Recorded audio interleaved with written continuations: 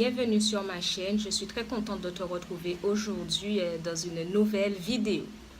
Quand un drépanocytaire fait une crise douloureuse, ce qu'on appelle plus communément une CVO, il faut toujours savoir qu'il y a un facteur déclenchant. Et parfois, cette crise, elle peut engendrer ou provoquer une ou des complications qui peuvent être visibles à l'œil ou invisibles à l'œil. Dans la vidéo d'aujourd'hui, je vais t'énumérer ces fameux facteurs et ainsi que les complications qui peuvent nous arriver après, peut-être. Donc, j'ai ma liste juste ici pour ne rien oublier et pour ne pas me tromper. Et c'est parti. Alors, premièrement, la vue. Certains drépanocytaires peuvent perdre la vue totale ou la vue partielle pendant une crise. C'est ce qui m'est arrivé à ma première grossesse. Non, à ma première grossesse, je crois. À ma première. Je ne me rappelle pas. C'est ma première, hein? Je pense que c'est ma première. À ma première grossesse, j'ai eu une crise pendant que j'étais hospitalisée. Et un matin, je me réveille et je ne voyais plus à l'œil gauche. Je voyais à l'œil droit, je ne voyais plus à l'œil gauche. Donc, j'ai fait appel à l'infirmière qui a fait appel au gynécologue qui s'occupait de moi dans le service.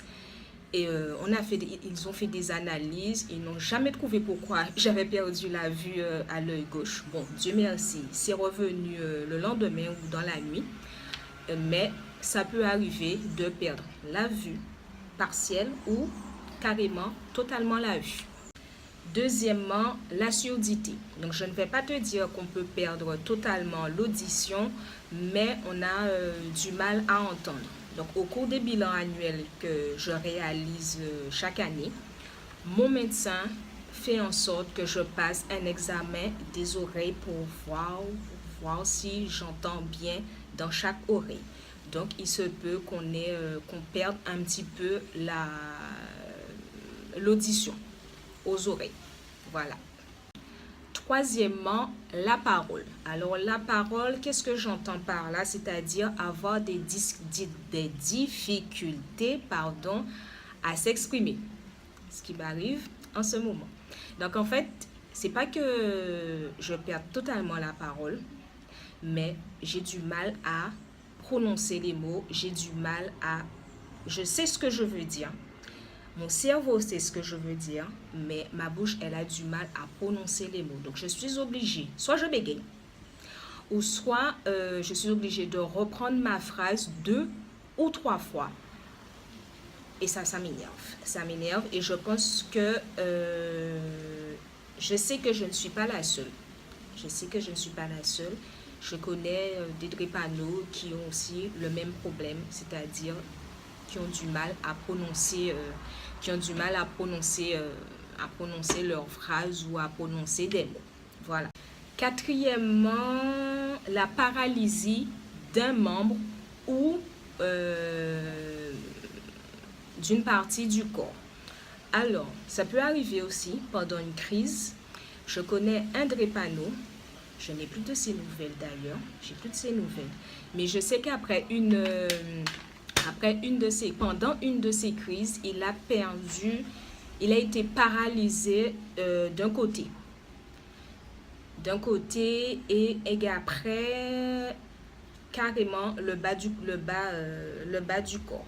Je ne sais pas qu'est-ce qu'il est devenu. Je ne sais pas s'il a retrouvé ses sensations. Mais je sais que pendant une crise, il a carrément été paralysé d'un côté puis du bas du corps. C'est comme s'il avait fait un AVC. Et sauf que ce n'était pas un AVC. C'était dû à une crise drépano. Voilà. Donc, j'espère qu'il va bien. J'espère qu'il a retrouvé sa vie d'avant. Parce que je sais qu'il ne l'acceptait pas. Je sais qu'il ne l'acceptait pas. Voilà. Donc, je te fais de gros bisous. J'espère que tu vas mieux. Cinquièmement, les os fragiles. Alors, on a tous les os fragiles. Quand je dis tous, je parle toujours de moi et des drépano que je connais. On a les os fragiles, on est obligé de prendre de la vitamine D, de manger beaucoup plus de yaourt pour renforcer nos os. Voilà, ça c'était la partie 5. Sixièmement, les organes. La drépano touche nos organes, c'est-à-dire cœur, foie, poumon, rein, vessie. Quand je dis le cœur, on peut avoir un souffle au cœur ou une insuffisance cardiaque. Quand je parle des poumons, on peut avoir des syndromes thoraciques. Quand je parle des reins, c'est-à-dire que les reins ont des difficultés à filtrer les déchets que le corps rejette. Et puis la vessie, c'est du mal à uriner, c'est du mal à faire pipi en fait. Voilà. Donc la drépanocytose touche aussi les organes. Ça, c'était le point 6. 7. L'anémie. Alors, l'anémie, c'est un point qui me touche aussi. Parfois, je ne vais pas dire tout le temps. Donc, l'anémie, qu'est-ce que c'est? C'est quand le taux d'hémoglobine, il est beaucoup plus bas que la normale. Mais la normale pour toi, la normale pour moi, je ne parle pas de la normale en général. Je te donne un exemple. Moi, mon taux d'hémoglobine normal, il est entre 6 et 7, me concernant. Si mon taux d'hémoglobine est en dessous de 6, c'est-à-dire 4, 5, voire 3, ça m'est déjà arrivé, je suis en anémie. Si par exemple, toi, ton taux d'hémoglobine, il est à 10, 9, 10, toi, tu seras en anémie si ton taux d'hémoglobine est à 6, à 5, limite à 7. Voilà, c'est ce qu'on appelle l'anémie. Donc, la drépanocytose aussi donne des complications par rapport à l'anémie. Donc, ça, c'était le point 7. 8, c'est l'érythrocyte. Qu'est-ce que l'érythrocyte? L'érythrocyte, c'est le contraire de l'anémie, c'est-à-dire quand le taux d'hémoglobine, il est beaucoup trop haut. On va reprendre un exemple sur moi. Comme je te disais, mon taux d'hémoglobine normal, il est entre 6 et 7. Si mon taux s'élève à 9, 10, 11, 12, ça m'est déjà arrivé d'être à 12, mais il y a longtemps, je suis en érythrocyte, c'est-à-dire que mon sang, il est beaucoup trop concentré, il est beaucoup trop épais. Toi, si ton taux d'hémoglobine normal, il est entre 9 et 10, tu seras en érythrocyte si ton taux d'hémoglobine atteint 12, 13, 14, 15. Donc, ton sang sera beaucoup trop épais et ton sang sera trop concentré. Donc, tu seras en érythrocyte, que je n'écorche pas le mot de la personne. Voilà. Alors, neuvièmement, les syndromes thoraciques. Alors, qu'est-ce que c'est un syndrome thoracique? C'est quand tu respires, tu as la sensation d'avoir les poumons qui sifflent. Ou quand tu respires, tu as la sensation d'avoir comme des bulles au niveau de la poitrine. Ça, c'est un syndrome thoracique. Je me rappelle, quand j'étais enfant, je faisais tout le temps, mais tout le temps, des syndromes thoraciques. Quand j'inspirais, j'avais l'impression, c'est comme si je soufflais dans une paille. Tu sais, quand tu souffles dans une paille et qu'il y a des bulles qui se forment, c'est ce que j'avais l'impression d'avoir sur les poumons. Et quand le médecin, il écoute avec son stéthoscope, il entend des sifflements au niveau des poumons. Et il entend des crépitements également au niveau des poumons. Donc, on appelle ça des syndromes thoraciques. Donc, chez un drépano, ça arrive tout le temps. Quand j'étais enfant, tout le temps. À chaque hospitalisation, je vais dire que j'avais un syndrome thoracique. Et ça m'énervait parce que je ne pouvais pas rentrer à la maison. Ça m'empêchait de rentrer à la maison. Je me rappelle, une fois, je devais avoir 10 ans ou 11 ans. Ça faisait 2 jours que je me sentais bien, j'avais pas énormément mal. Donc, j'avais demandé au médecin du service au CHU, est-ce que je pouvais rentrer à la maison parce que ça allait mieux. Donc, c'était le docteur Diarra, Non, oui, c'était le docteur Diarra, je me rappelle. Un docteur, à ce docteur-là. Et il me dit oui, que je peux rentrer parce que sur mon visage, on a l'impression que ça va beaucoup mieux. Il m'a dit ça la veille. Le lendemain matin, je suis toute contente, je rentre à la maison et je lui dis que depuis hier soir, j'ai l'impression que j'ai des bulles dans la poitrine au niveau des poumons. Il prend son stéthoscope, il écoute et il me dit, tu ne vas pas pouvoir rentrer à la maison parce que tu commences à faire un syndrome thoracique. J'ai pleuré tous les larmes de mon corps. J'ai pleuré. Je me suis dit, je n'aurais jamais dû lui dire ça. Si je ne lui avais pas dit ça, je serais rentrée à la maison comme il me l'avait dit hier. D'un côté, c'est ce que je me disais. Mais de l'autre côté, j'ai bien fait de le lui dire parce qu'après, ça s'est compliqué. J'ai été en réanimation pour traiter ça. Je suis restée des jours en réanimation. Je me rappelle, ma mère, ma grand-mère venaient me voir en pleurs en réanimation. Bon, bref, j'ai bien fait de lui dire. Donc voilà. Donc ça, c'était le point 9 pour les syndromes thoraciques. Alors, point 10, problème de peau. Problème de peau, j'entends par la peau sèche et les eczémas. Moi, je vais dire tout le temps, j'ai la peau sèche, mais plus au niveau des jambes qu'au niveau des bras et le visage ou le buste. J'ai toujours eu la peau des jambes sèches, pas qui craquelle et tout, hein, ou qui pèle, non, pas ça, mais au toucher ou quand on regarde, on voit que j'ai la peau des jambes sèches. Quand je passe la journée dans l'herbe, je suis allergique à l'herbe. Je sais, je suis allergique à l'herbe. Moun pas allergique à zep. Je suis allergique à l'herbe.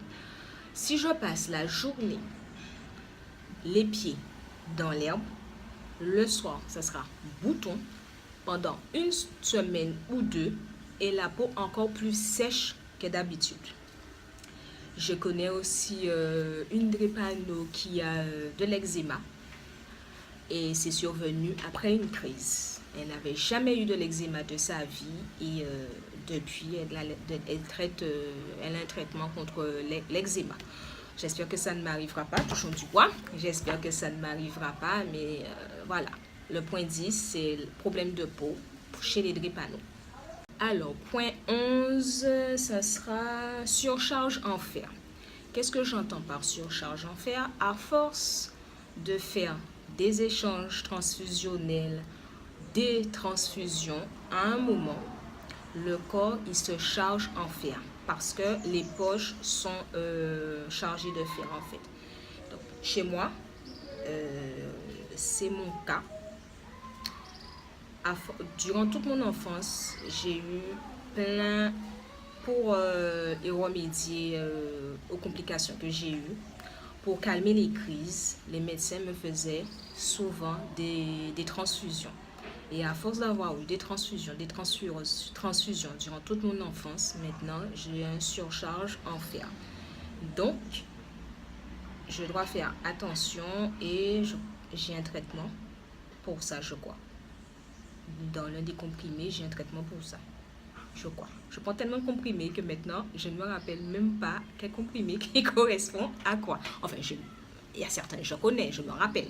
Mais bon, il y a certains, je les prends, je sais que c'est pour mon bien, donc c'est bon. Ne faites pas ça, ne m'écoutez pas, ne faites pas ça. Point 12. Ah oui, point 12. Des ulcères aux jambes. Les drépano peuvent avoir des ulcères aux jambes. Comment? Il suffit d'un tout petit bouton d'une piqûre de moustique. Il suffit que ce petit bouton est mal cicatrisé Ensuite, ça donne des ulcères aux jambes. Vu que j'ai la peau sèche, vu que j'attrape souvent des boutons quand je vais dans l'herbe ou quand je suis dans l'herbe, j'évite de les gratter. Même si ça peut gratter moi, même si ça me gratte, ça me démange, j'évite de les gratter pour ne pas attraper des ulcères aux jambes. Ça fait mal. Je connais des drépanots qui ont des ulcères aux jambes. Je sais que ça fait très mal ce truc. Donc, je ne gratte pas mes boutons. Je les regarde jusqu'à ce qu'ils disparaissent. J'hydrate ma peau encore plus que d'habitude quand j'ai des boutons. Mais je ne les gratte pas parce que un ulcère aux jambes, c'est affreux. Le truc ne se guérit pas comme ça. Ce truc-là ne se guérit pas comme ça. Bref. Les drépanots peuvent attraper un ulcère aux jambes à partir d'un simple petit bouton. Voilà. Alors, point 13, manque de vitamine D. Ça, c'est mon cas, encore. La vitamine D est essentielle aux os chez l'être humain. Et pour avoir une bonne dose ou une dose normale en vitamine D, déjà, elle provient du soleil. Malgré que je vis aux Antilles, malgré que je vis en Guadeloupe, malgré qu'il y ait le soleil, j'ai un manque de vitamine D qui est essentiel à mes os. Je ne savais pas que ça pouvait arriver, ce genre de truc. C'est depuis que le médecin me l'a annoncé. Je sais qu'un drépano peut avoir un manque de vitamine D malgré le soleil, malgré les Antilles, malgré la Guadeloupe. Donc tous les mois, je prends une petite ampoule de vitamine D pour combler mon manque que le soleil est censé me donner. Voilà, ça c'était le point 13. Point 14. Ah oui, interdiction de faire des transfusions ou des échanges transfusionnels. Alors, je ne suis pas très calée sur ça. Ça ne m'est pas encore arrivé. Dieu merci, j'espère que ça ne m'arrivera pas. Je touche du bois. Mais je connais une drépano qui ne peut plus être transfusée, qui ne peut plus recevoir de sang. Un drépano qui ne peut plus être transfusé et qui ne peut plus recevoir de sang, c'est catastrophique. Pourquoi? Parce que quand une crise, le médecin n'arrive pas à bout d'une crise douloureuse, même avec les traitements, c'est-à-dire les antidouleurs, les anti-inflammatoires, le dernier recours, c'est les transfusions. Et normalement, après ça, la douleur, elle diminue, elle s'atténue. Mais arrivé à un point où on ne peut plus être transfusé,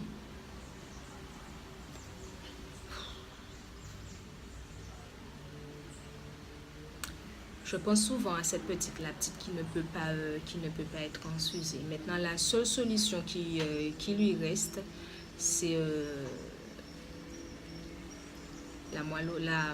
se faire opérer de la moelle osseuse, de la moelle épinière. Enfin, de se faire opérer, quoi.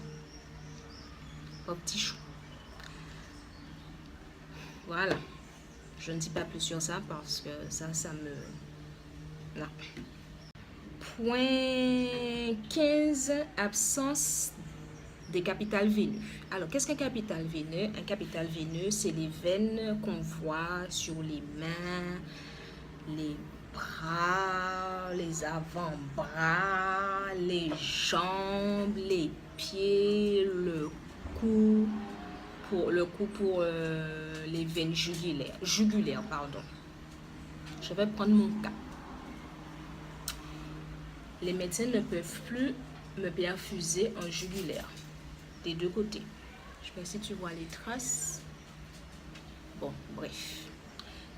Les médecins ne peuvent plus me piquer sur les bras. Voilà, ils ne peuvent plus me piquer sur les bras. Pareil sur les pieds. Et pareil en fémoral. Pourquoi?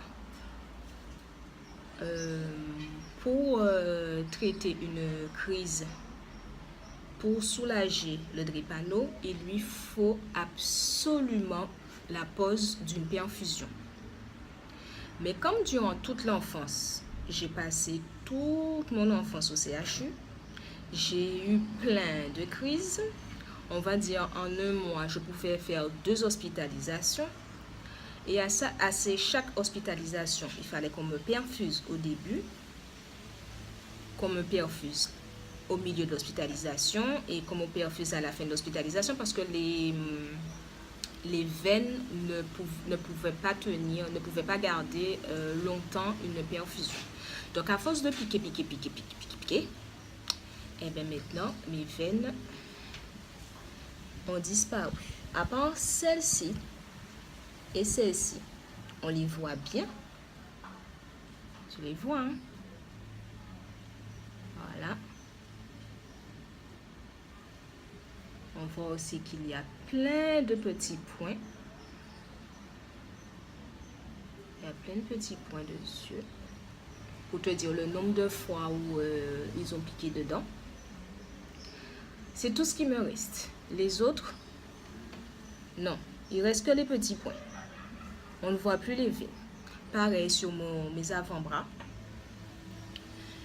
Et à la suite de ça, en 2011, mon médecin a décidé de me poser une chambre implantable, c'est-à-dire ici. Malheureusement qu'ils ont dû enlever parce que ça m'a donné une infection. Toujours pour y pallier, elle a voulu me mettre qu'on me pose du moins une fistule qui est ici. Je veux que tu vois, qui est ici. Donc la fistule, je l'ai gardée 6 mois, je crois. Mais pendant les 6 mois, elle s'est bouchée 2 fois, il me semble. Et pour la déboucher, le chirurgien est obligé de faire une intervention chirurgicale pour la déboucher, d'où la cicatrice que j'ai là.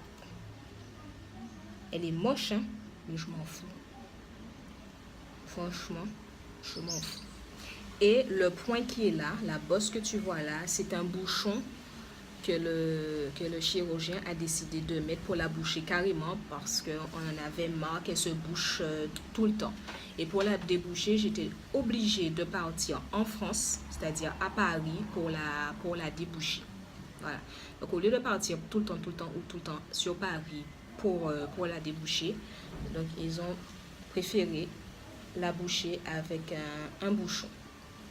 Juste après ça, ils m'ont posé une fistule sur la cuisse droite, c'est-à-dire une fistule fémorale. Voilà, mais je ne vais pas t'en parler, je ne vais pas t'en dire plus sur la fistule fémorale parce que ça sera l'un des sujets c'est l'un des sujets de l'une de mes vidéos. Donc, je ne t'en dis pas plus sur la fistule fémorale. Voilà. Donc, l'absence capitale veineuse chez les drépano pour le point 15. Alors, le point 16,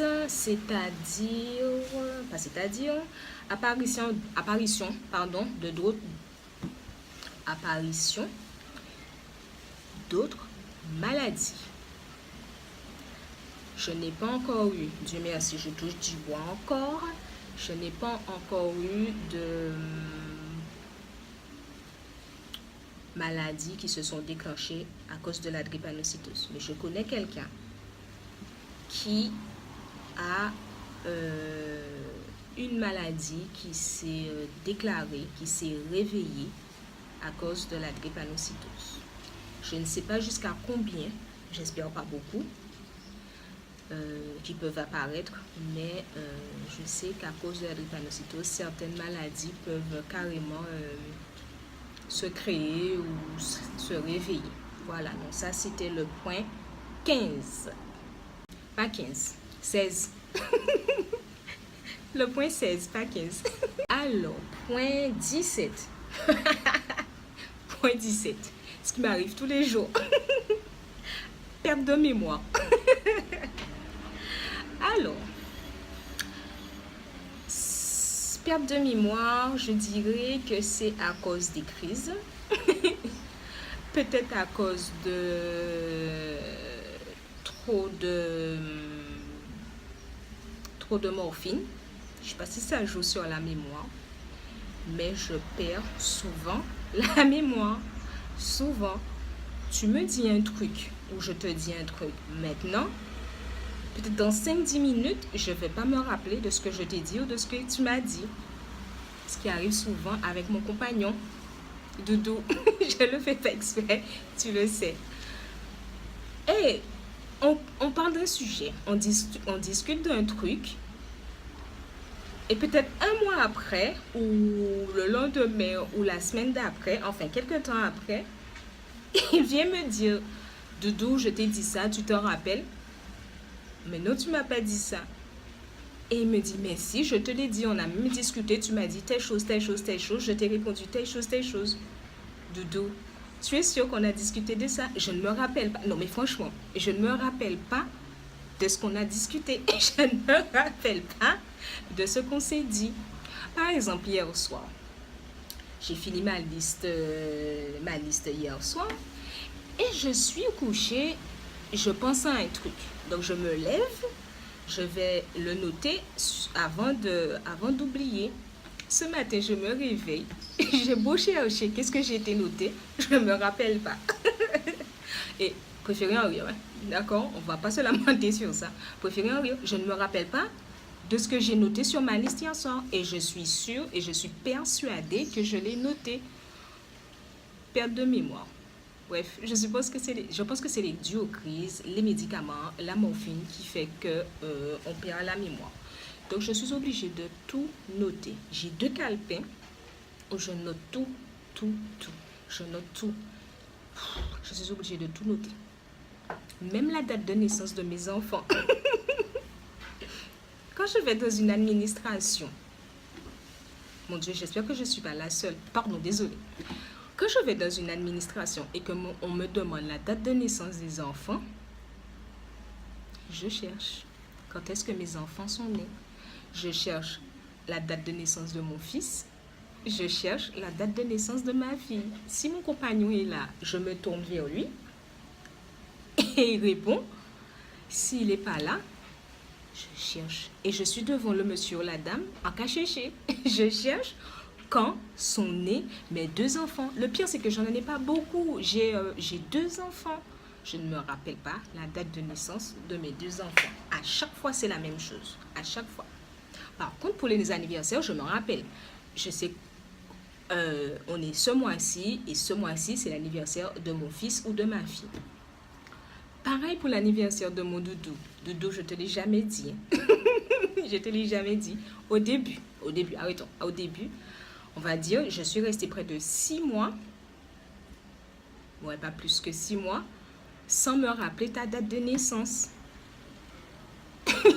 Heureusement que je l'avais noté sur mon téléphone. Mais, non, mais ce truc-là, il est d'où? Perdre la mémoire comme ça. Ah non, c'est dur. Au boulot, pareil, j'ai mon cahier, je suis obligée de tout noter. Je dois tout noter. Ma responsable me dit un truc. Je prends mon cahier et je note pour ne pas oublier. Elle me dit, Madame, n'oubliez pas de faire telle chose. Je lui dis d'accord. Je prends mon cahier ou un post-it rapidement, je note et j'accroche mon post-it ou je mets mon cahier à vue d'œil pour ne pas oublier. Mais c'est démentiel ce truc-là, perdre la mémoire.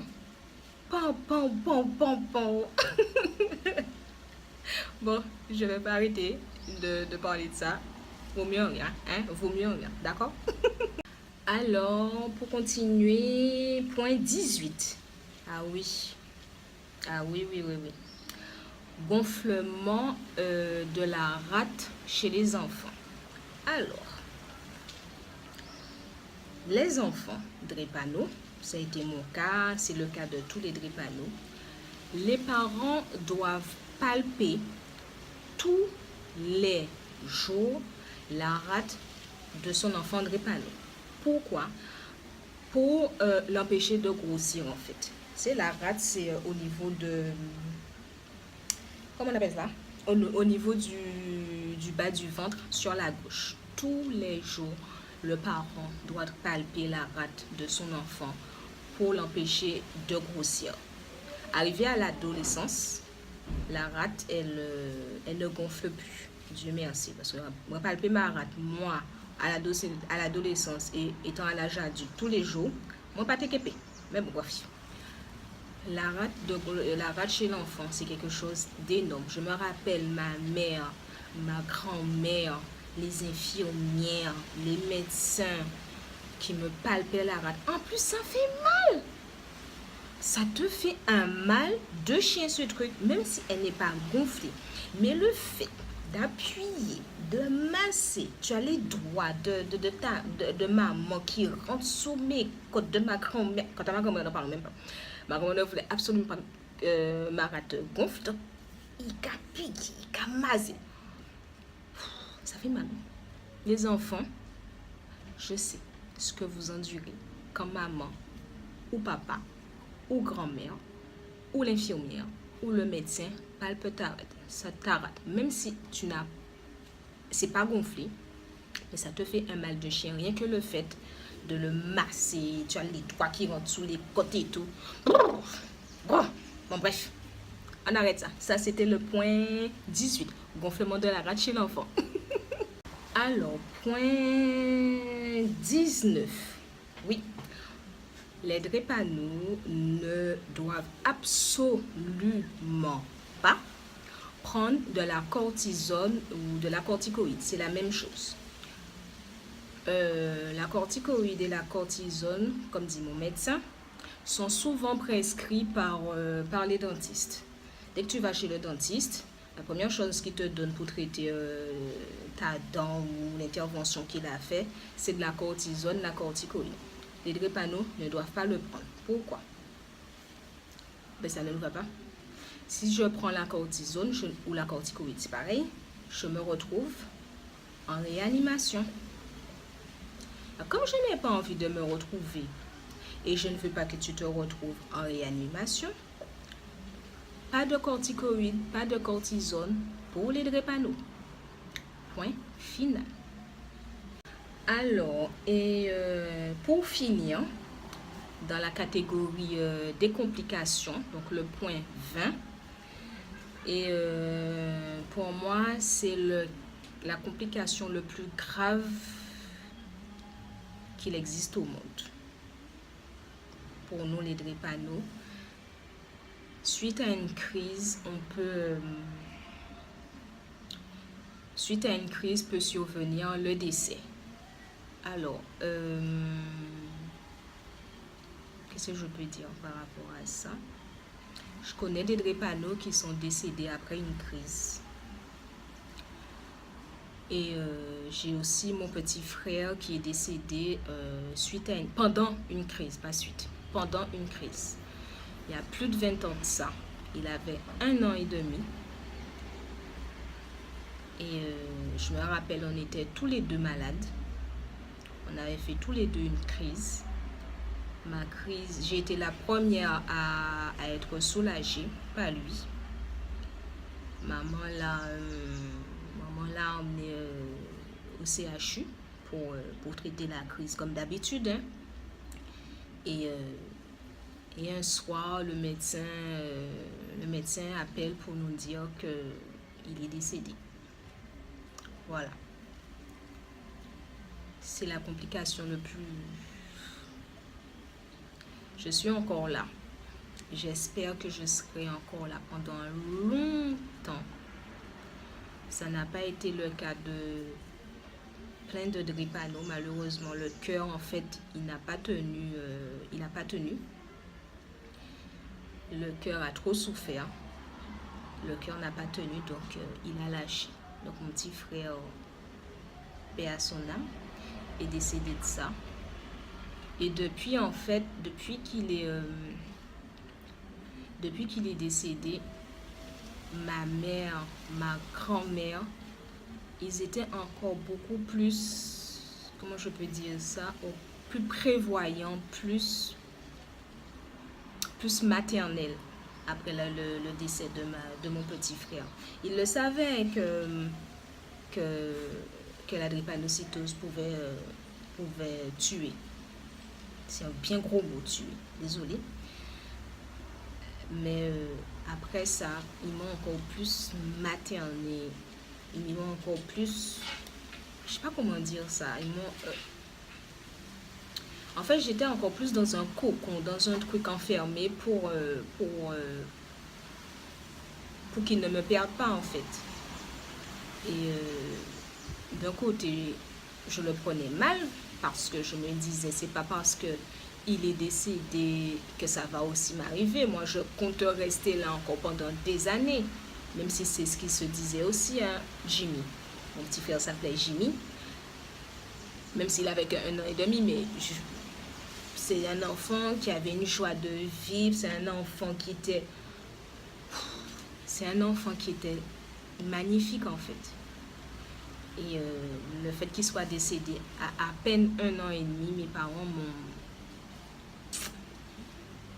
Je pense que je ferais la même chose si j'avais un enfant drépano. Je pense que je comprends aussi les parents d'enfants drépano. Je sais que vous maternez beaucoup vos enfants. Je sais que vous couvrez beaucoup vos enfants. Mais ne le faites pas trop. Ne le faites pas trop parce que l'enfant le vit mal. Moi, je l'ai mal vécu, le fait que mes parents deviennent comme ça avec moi du jour au lendemain. Je ne l'ai jamais dit, hein. Je n'oserais jamais de toute façon dire quoi que ce soit de ce genre à mes parents. Je ne l'ai jamais dit, mais à un moment, je ne pouvais plus qu'il soit comme ça avec moi. Je n'en pouvais plus. Limite, j'avais envie de faire des cas, des trucs où je sais que je vais tomber malade. Bon, je ne l'ai jamais fait, mais j'avais envie de le faire, rien que pour leur montrer qu'il faut qu'ils s'arrêtent d'être comme ça avec moi. Mais j'étais beaucoup plus mûre à mon âge, donc je comprenais d'un côté pourquoi ils agissaient comme ça avec moi. Ils avaient peur de me perdre moi aussi. En ce temps-là, il était le dernier, Jimmy, et moi je suis l'aîné. Donc je suppose pour une mère et aussi une grand-mère, hein, de perdre son dernier enfant et son premier enfant sur une fratrie de...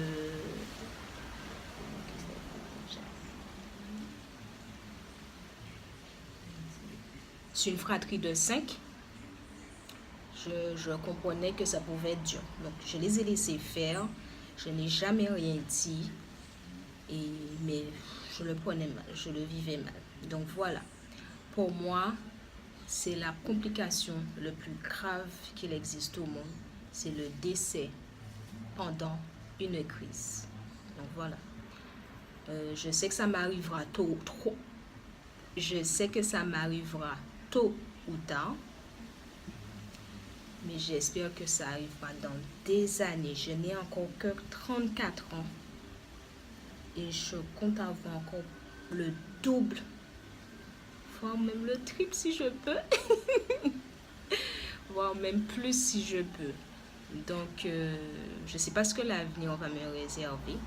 Ou me réserve plutôt. Mais j'espère que je serai là encore pendant longtemps.